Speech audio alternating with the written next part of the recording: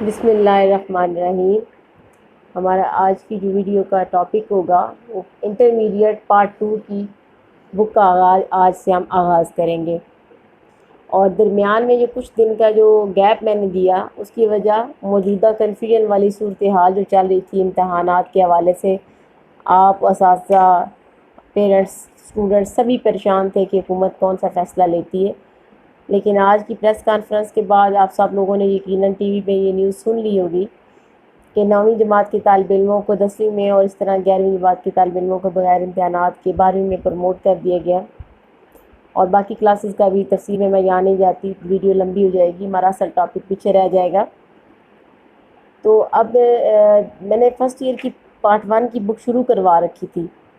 لیکن اب جو بچے 10ویں کے بعد انہوں نے کہا ہے کہ وہ ان کے پیپر نہیں چیک ہوں گے اور وہ 11ویں میں آ گئے ہیں، لیکن ان کو تھوڑے دن سوچنے میں لگیں گے کہ کمنگ ٹائم میں کالج میں پراپر ایڈمیشن انشاءاللہ لیں گے، حالات ملک کے ٹھیک ہو جائیں گے تو وہ کون سے سبجیکٹ لیں گے۔ تو اس لیے تھوڑا سا ویڈیوز میں گیپ دے رہی ہوں، لیکن جو اسٹوڈنٹس ہمارے پاس پہلے سے ایجوکیشن کے کالجز میں ہیں یا جو پرائیویٹ طور پر بچے پڑھ رہے ہیں اور ان کو پروموٹ اب کر دیا گیا ہے، تو انہوں نے تو پھر اپنا سیکنڈ ایئر کا کام جو ہے وہ شروع کرنا ہے، اور ان کو شروع کرنا بھی چاہیے، روکنا نہیں چاہیے۔ اور یہ میں اب پہلے بھی ایک ویڈیو میں ذکر کر چکی ہوں، اور آپ سب لوگوں کو بار بار میں یہ نصیحت ہے اور یہ مشورہ ہے اور یہ ریکویسٹ ہے کہ پلیز اپنے اسٹڈیز کو کنٹینیو رکھیں، ہر صورت میں ڈیلی اپنی روٹین میں تھوڑا سا وقت ضرور نکالیں۔ رمضان کی مصروفیات ہیں، آخری عشرہ، اس کے باوجود آپ اپنی اسٹڈیز کے ساتھ ان ٹچ رہیں، اس طرح کی غفلت کا شکار ہرگز نہ ہوئیے گا۔ تو ہم لوگ اس لیے آج سے اپنی پارٹ 2 کی جو ہے کتاب وہ شروع کریں گے، اور کتاب کے آغاز میں ہی فہرست عنوانات ہے۔ پارٹ 1 کی نسبت جو ہے پارٹ 2 کی بک وہ آسان ہے، مختصر بھی ہے، اس میں صرف 5 چیپٹر ہیں۔ پہلا چیپٹر جو ہے اس میں برصغیر میں مسلمانوں کی تعلیم، مسلمان یہاں پہ حکمران تھے، بہت بڑی قوم آباد تھی، تو انہیں اس خطے کے لوگوں کے لیے کیا انتظامات کر رکھے تھے تعلیم کے، اور مسلم مفکرین میں غزالی، خلدون، ابن سینا، علامہ زرنوجی، ان کے کام کیا تھے، انہوں نے کون سی کتابیں لکھی، کون سے تعلیمی افکار دیے، یہاں کا ایجوکیشنل سسٹم کیا تھا، یہ تو پہلے چیپٹر میں دیکھیں گے۔ دوسرے چیپٹر میں ہم یہ دیکھیں گے کہ جنوبی ایشیا میں برطانوی نظام تعلیم، جب مسلمان یہاں پر زوال کا شکار ہوئے اور برطانیہ کی حکومت یہاں پر قائم ہوئی، اس لیے کمپنی آئی، تو انہوں نے یہاں آ کر حکومت کی، حکومت کرنے کے ساتھ ساتھ انہوں نے یہ نعرہ بھی لگایا کہ ہم یہاں کے لوگوں کی تعلیم کے لیے کچھ کریں گے۔ تو یہاں پر اس چیپٹر کے اندر وہ بہت ہی یہ امپورٹنٹ چیپٹر ہے ہمارے لیے، کہ اس میں ہم یہ دیکھیں گے کہ حقیقتاً ایسٹ انڈیا کمپنی نے یا برطانوی حکومت نے یا برطانوی سامراج نے اس خطے کے لوگوں کی تعلیم کے لیے کیا کیا اقدامات کیے تھے، اور وہ اقدامات ناکافی تھے، تو خطے کے اندر تحریکیں شروع ہو گئی، تحریک دیوبند، تحریک علی گڑھ، جامعہ ملیہ اسلامیہ۔ تو اس حصے میں ہم یہ دیکھیں گے ان تمام تعلیمی اور سیاسی تحریکوں کے نتیجے میں پھر پاکستان قائم ہوا۔ تو ہم اس پورشن کے اندر چیپٹر نمبر 3 میں یہ دیکھتے ہوتے ہیں کہ پاکستان بننے کے بعد پاکستان میں پھر کون سی تعلیمی پالیسیاں آئیں، یہاں پہ کون سے مقاصد تعلیم سیٹ کیے گئے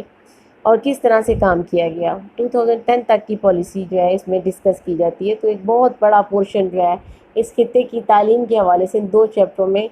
بڑا اختصار کے ساتھ اور بہت اچھے طریقے سے کور کیا جاتا ہے۔ چیپٹر نمبر 4 جو ہے اس میں پیورلی پاکستان کے ایجوکیشنل ایشوز، پاکستان کے تعلیمی مسائل 1 بائی 1 تفصیل کے ساتھ اور ان کا حل ڈسکس کیا جائے گا۔ سب سے آخری چیپٹر نمبر 5 پہلے کچھ عرصہ پہلے، کچھ سال پہلے تک کتاب کا حصہ نہیں ہوتے تھا،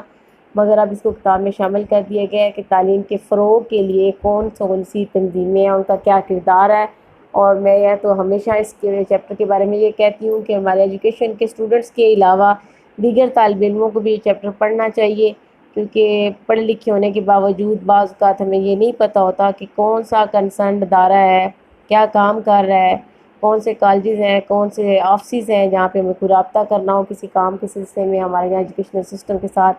ایگزام کا سسٹم کیسا ہے۔ تو یہ چیپٹر نمبر 5 جو ہے ویسے آپ کے جنرل نالج کے لیے بھی بہت ضروری ہے۔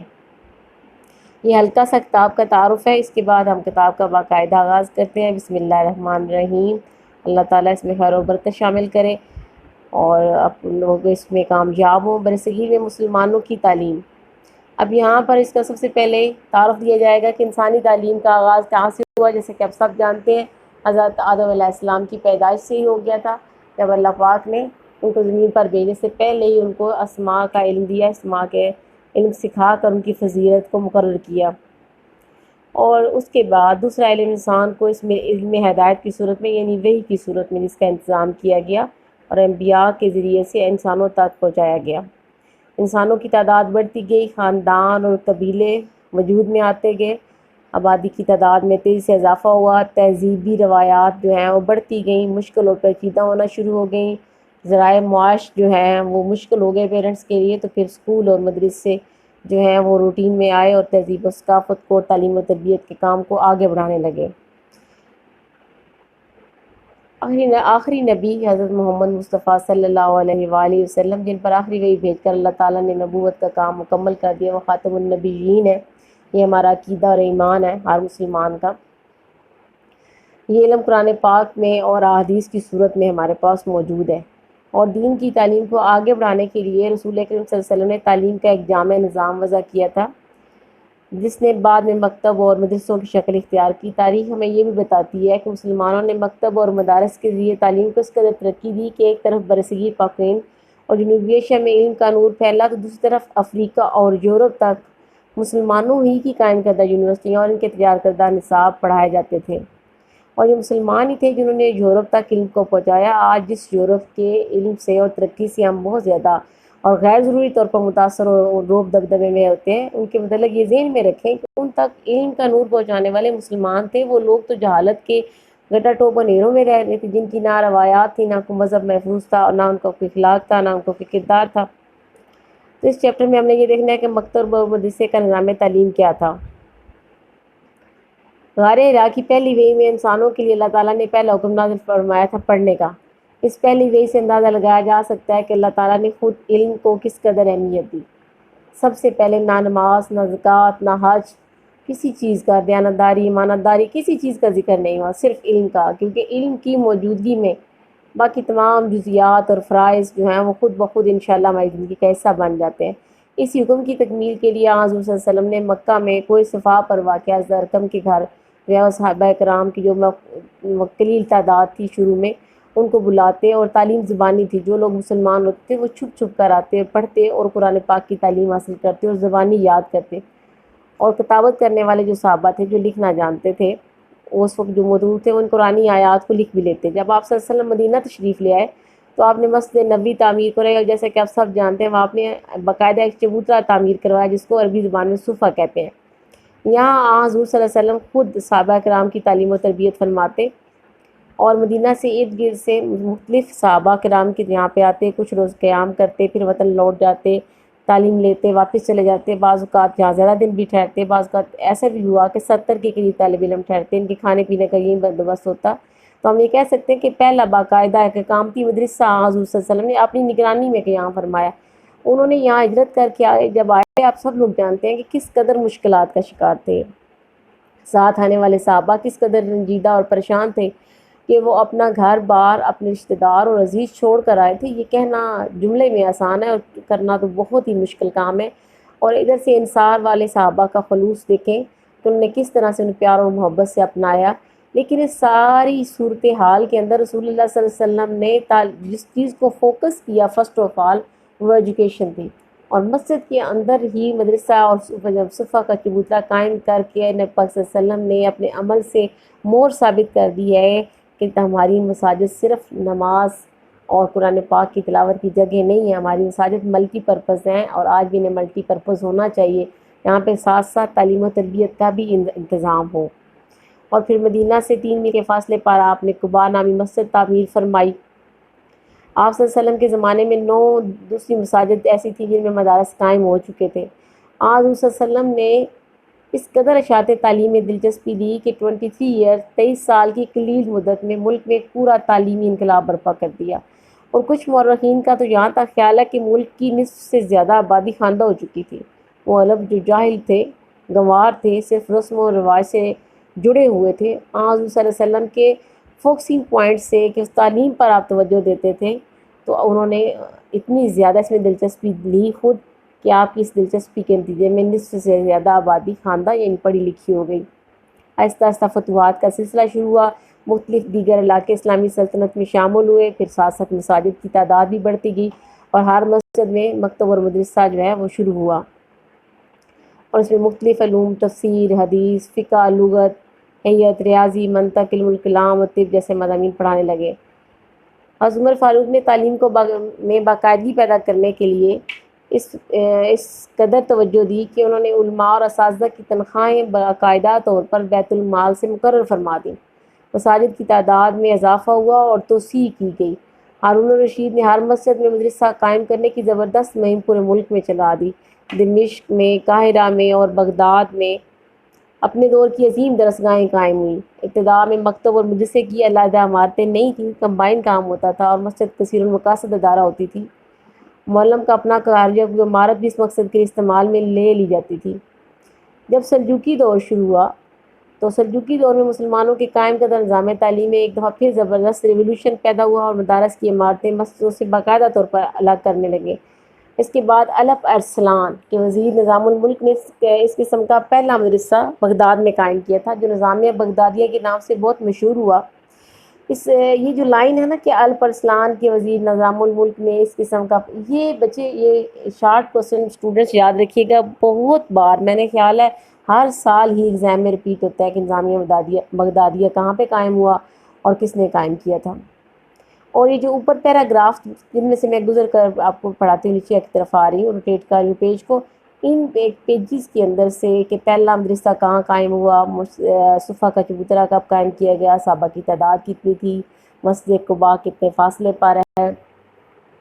سب سے پہلے کس صحابی کے رضی اللہ تعالیٰ عنہ کے گھر پر تعلیم و تربیت کا انتظام فرمایا گیا تھا، پہلی وحی میں کیا حکم دیا گیا تھا۔ یہ میں چند ایک سوالوں کا ذکر کیا، تو متعدد شارٹ کوسچن جو ہیں ان پیجز کے اندر سے بنتے ہیں، لہٰذا آپ نے ان کو انڈر لائن کر لینا ہے یا اپنے پاس الگ سے کوئی نوٹ بک رکھ لینی ہے، اور اس کو جب دوبارہ پڑھیں گی تو آپ کو جو میں نے بتایا اس کے علاوہ دیگر بھی نظر آئیں گے، ان کو نوٹ کر لینا ہے اور مختصر سے جواب جو ان کے ساتھ ہی لکھ لینے ہیں۔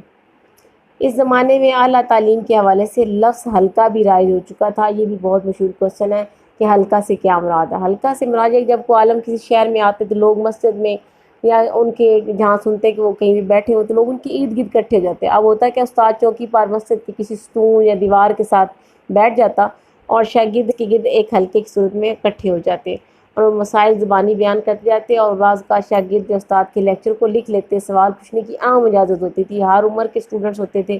اور بعض طالب علم تو سینکڑوں میل کا سفر طے کر کے ان حلقوں میں شاگردی اختیار کرتے تھے، اور ان حلقوں میں اس وقت کے حکمران اور عمراء کے گھروں میں قائم مدارس اور کے لوگ بھی دلچسپی لیتے تھے۔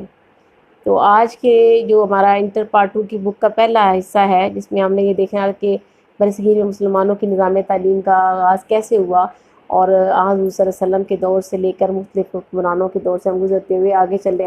جائیں گے۔ تو باقی انشاءاللہ تعالیٰ کے مکتب اور مدارس میں کیا ہوتے ہیں، ان میں فرق کیا ہوتا ہے، وہ میں آپ کو کل انشاءاللہ تعالیٰ اس کی ویڈیو اپلوڈ کر دوں گی۔ باقی میں اگین آپ کو کہہ رہی ہوں کہ آپ نے